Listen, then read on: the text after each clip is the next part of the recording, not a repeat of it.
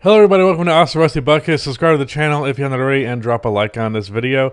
I apologize for the fact that there hasn't been videos on this channel for a week. This has happened 2 times now in this month where I was planning on recording a week's worth of videos in one day, which is how I've been doing everything for both of my channels for the past couple of weeks this month.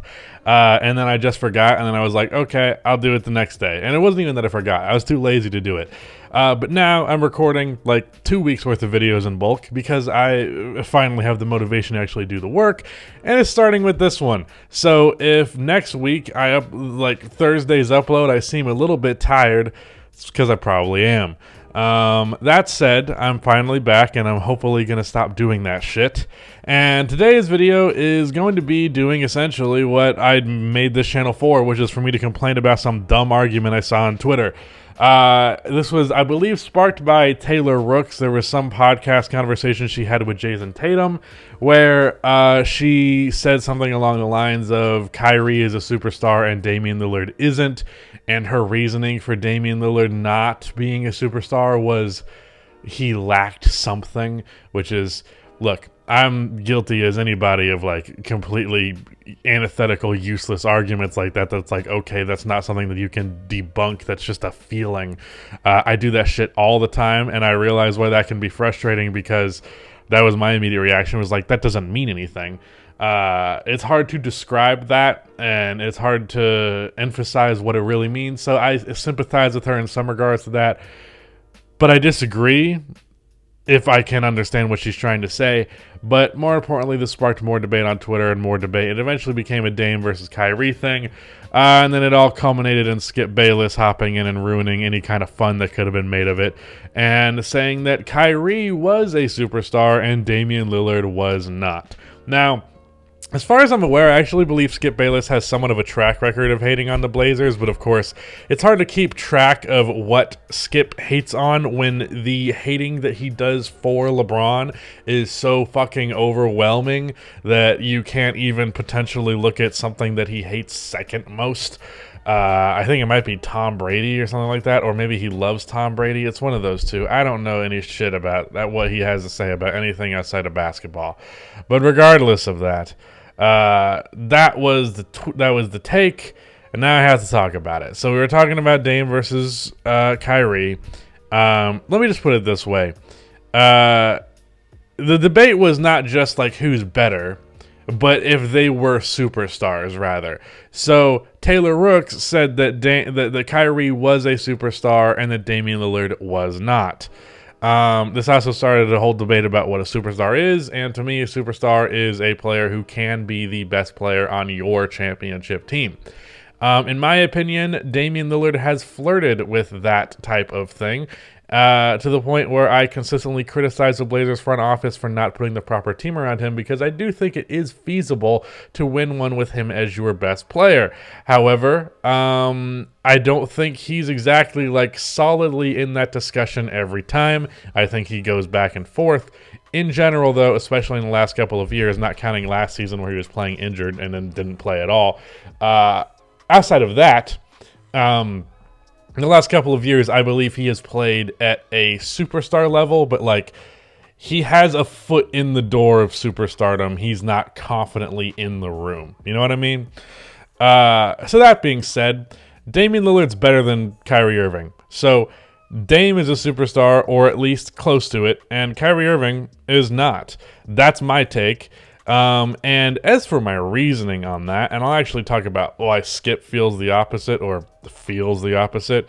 To put it simply, the only thing that Kyrie does better than Damian Lillard is he shoots slightly better from the field and from three, but he loses that in the fact that he doesn't get to the free throw line nearly as much, nor does he have the volume overall that Damian Lillard has. And the only other thing that I could see maybe going Kyrie Irving's way is that he's just more aesthetically pleasing, but it's not as though Damian Lillard is an unaesthetically pleasing player. Kyrie just might happen to be the most aesthetically pleasing player ever. It's a really hard sequence of words to say consecutively. I might actually end up making a deep dive at some point about something that I have called and referred to multiple times as aesthetic bias. Players who create highlights and therefore they are constantly in the forefront of people's minds because those highlights are constantly in front of them, literally. Or players being, considered unskilled just because there are aspects of their game that aren't necessarily the most visually pleasing in the world. Looking at like the James Harden versus Giannis type of thing. So that's what Kyrie could potentially have on Dame.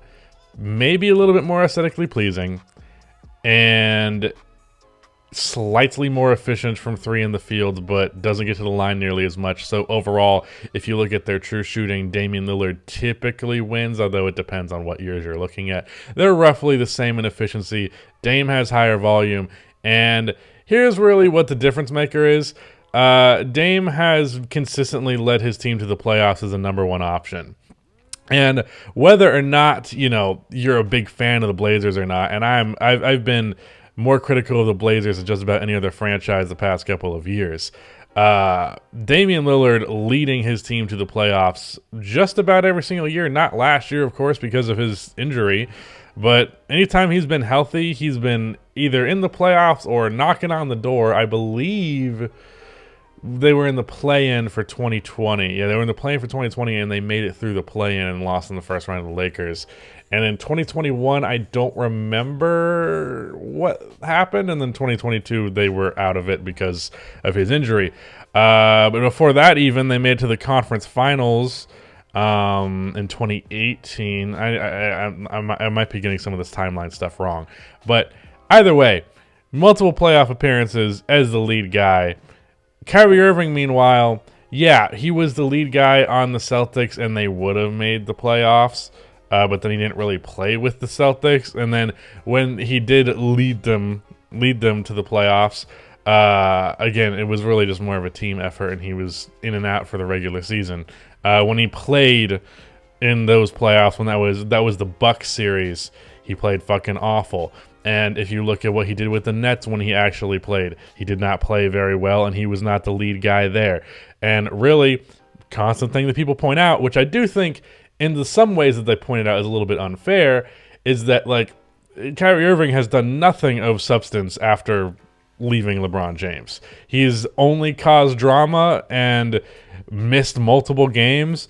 Some guy commented like along the lines of the aesthetic bias thing when I made a tweet about it that was like, well, have you seen his tween hezzy splash though when talking about Kyrie? And I was like, no, I must have missed it in the 5 games he's played over the last 6 seasons. Like genuinely, whether it's injury or vaccine stuff or whatever fucking reason he finds not to play, Kyrie Irving has been so unavailable that to put someone like Dame, who until this season's injury has been an Iron Man and constantly available and constantly there for his team, constantly winning while putting up basically similar but a little bit better numbers, and to me being, and this is the key difference, way fucking better as a leader. Damian Lillard is a great leader. Kyrie Irving, look, I don't care where you fall on the fence of him as a personality or as a player. You can't deny the guy has had his ups and downs in the leadership role. I think that's one of the main reasons he went to play with Kevin Durant, was he was like, actually, I don't know that I can do this leadership shit. Yeah, and it's very evident that he can't. So that's the difference maker between those two players to me, is the leadership thing and the fact that Dame is actually there and he has proven that he can be the number one option on a playoff team consistently.